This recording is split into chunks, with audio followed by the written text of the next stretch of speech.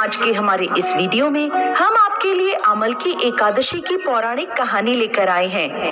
फागुन मास के शुक्ल पक्ष की एकादशी आमल की एकादशी के नाम से जानी जाती है। इसे फागुन शुक्ल एकादशी भी कहा जाता है। इस दिन आंवले के पेड़ की पूजा की जाती है। ऐसा माना जाता है कि एकादशी के दिन आंवले के पेड़ में भगवान विष्णु का वास होता है। इस अवसर पर देवी लक्ष्मी की भी पूजा की जाती है। सभी एकादशियों में आमल की एकादशी का विशेष महत्व है। इस तिथि के महत्व को बताते हुए भगवान श्री कृष्ण ने गीता में कहा है, मैं वृक्षों में पीपल तथा तिथियों में एकादशी हूँ। एकादशी तिथि मनुष्यों के लिए कल्याणकारी है। आमल की एकादशी की महिमा को बताते हुए श्री कृष्ण कहते हैं, जो व्यक्ति स्वर्ग और मोक्ष प्राप्ति की कामना रखते हैं उनके लिए यह एकादशी अत्यंत श्रेष्ठ है।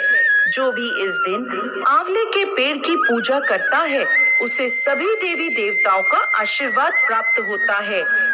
आमल की एकादशी की इस कथा के संदर्भ में एक राजा की कथा का उल्लेख मिलता है, जो पूर्व जन्म में एक शिकारी था। एक बार आमल की एकादशी के दिन जब सभी लोग मंदिर में एकादशी का व्रत करके भजन और पूजन कर रहे थे, तब मंदिर में चोरी के उद्देश्य से वह मंदिर के बाहर छुपकर बैठा था।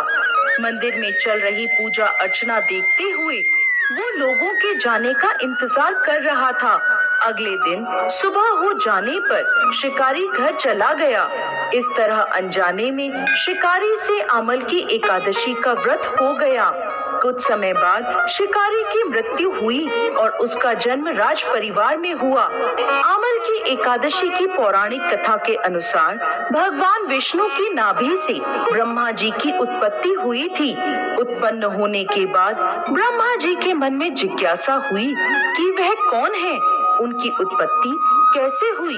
इस प्रश्न का उत्तर जानने के लिए ब्रह्मा जी परब्रह्म की तपस्या करने लगे।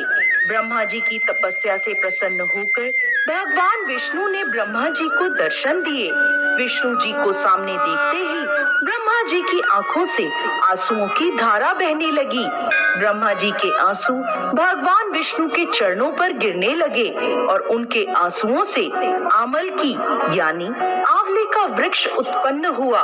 भगवान विष्णु ने ब्रह्मा जी से कहा कि आपके आंसुओं से उत्पन्न यह आंवले का वृक्ष और फल मुझे अति प्रिय रहेंगे।